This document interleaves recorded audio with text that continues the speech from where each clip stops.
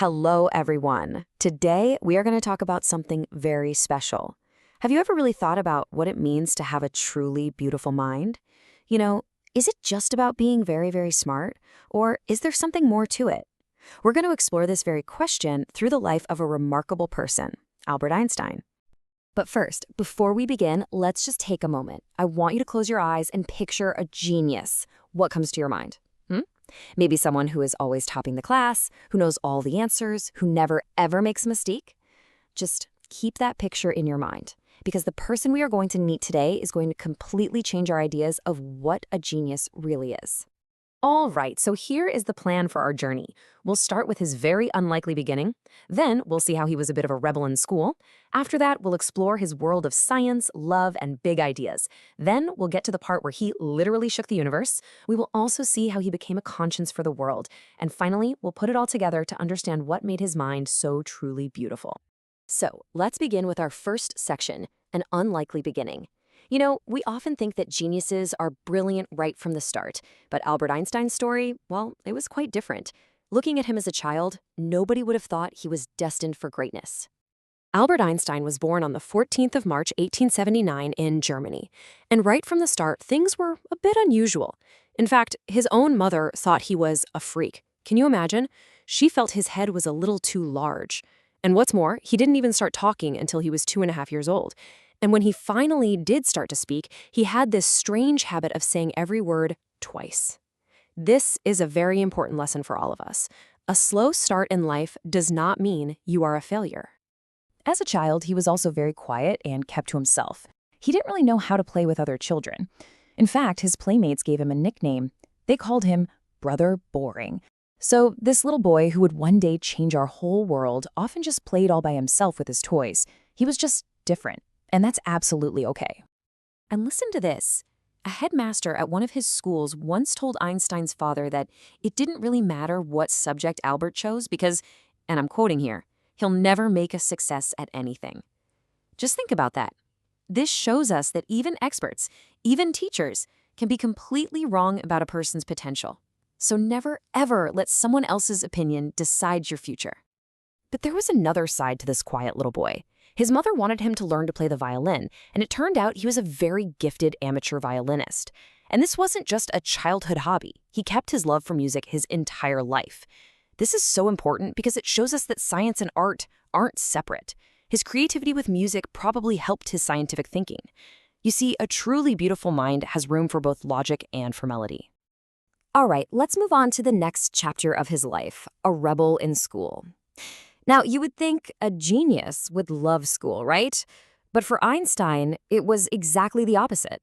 He had a brilliant, curious mind, but he felt completely suffocated by the strict rules of his school. Let's see why. It's really interesting to compare the two kinds of schools he went to. In Munich, the school was all about strict discipline and rules. Einstein hated this regimentation. He often argued with his teachers. He just felt stifled, like he couldn't think freely. I'm sure some of you might feel that pressure sometimes. But then his family moved, and he went to a school in Switzerland, which was much more liberal. They encouraged new ideas and actually listened to students' opinions. And in that free environment, his curious mind finally started to thrive. This just shows how much our environment matters for learning. Now we come to a new phase in his life, university.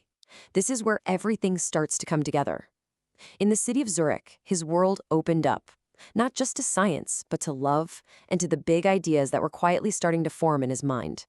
So at the university, it wasn't just physics that caught his eye. He met a fellow student, Mileva Maric. He thought she was a clever creature, someone just as smart and curious as he was.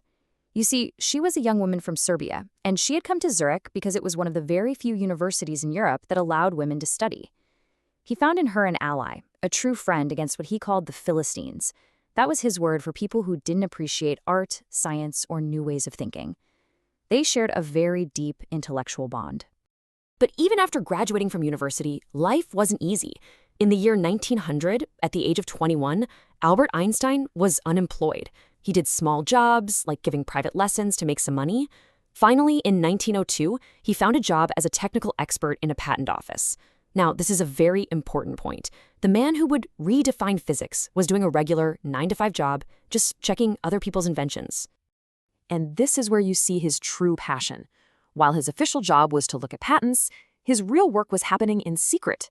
He used to jokingly call his desk drawer the Bureau of Theoretical Physics. It was right there, at that desk, in his spare moments, that he was quietly developing his own incredible ideas. An extraordinary mind was at work inside a very ordinary office. And that brings us to the moment that changed everything. This is the part where the world finally started to listen. We are going to look at the revolutionary ideas that came out of that desk drawer and completely shook our understanding of the entire universe. In the year 1905, one of his papers was on the special theory of relativity. Now, the main idea is actually quite simple, but it's also very profound. He said that time and distance are not absolute. They are not fixed. They can actually change depending on your speed. This was a completely new way of looking at our world.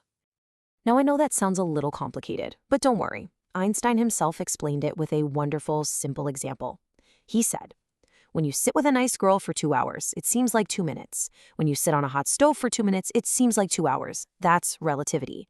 You see, he's talking about how our experience of time can change. It's not just a clock ticking, it's relative.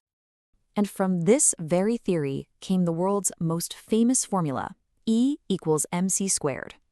Let's just break this down very slowly. E stands for energy, m stands for mass, which is basically just stuff, and c stands for the speed of light, which is an incredibly large number. So what this little formula tells us is something huge, that mass and energy are really two sides of the same coin. You can take a tiny amount of mass and convert it into a tremendous amount of energy. And his work didn't stop there. In 1915, he published his general theory of relativity, which took his ideas even further. A few years later, in 1919, during an eclipse of the sun, scientists proved his theory was correct. Suddenly, he was famous. The newspapers called his work a scientific revolution. And finally, in 1921, he received the Nobel Prize for Physics. But all this fame came after years and years of patience, hard work, and believing in his ideas when very few others did. But you know, with great knowledge comes great responsibility. This next part of his story is very serious, because Einstein, the great scientist, now had to face the moral weight of his own discoveries. His brilliant mind was no longer just for physics, it had to become a conscience for the entire world. Let's look at this timeline to understand what happened. In 1933, when the Nazis came to power in Germany, Einstein left for America.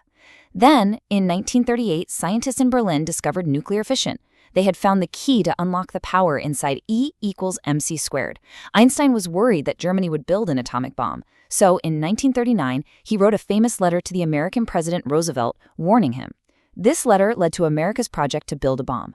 But in 1945, when these bombs were dropped on Hiroshima and Nagasaki, Einstein was absolutely horrified. For the rest of his life, he campaigned for peace. He was deeply, deeply shaken by the destruction. He knew his scientific work had played a part in it. So he decided to use his fame, not for himself, but for humanity. He wrote a public letter to the new United Nations, suggesting that the world should have a single government to prevent wars. He spent the last decade of his life campaigning for peace and democracy. And this brings us to our final section, and back to the title of our lesson, A Truly Beautiful Mind. Because now I think we can begin to understand that his legacy, what he left for us, was so much more than just a few scientific formulas.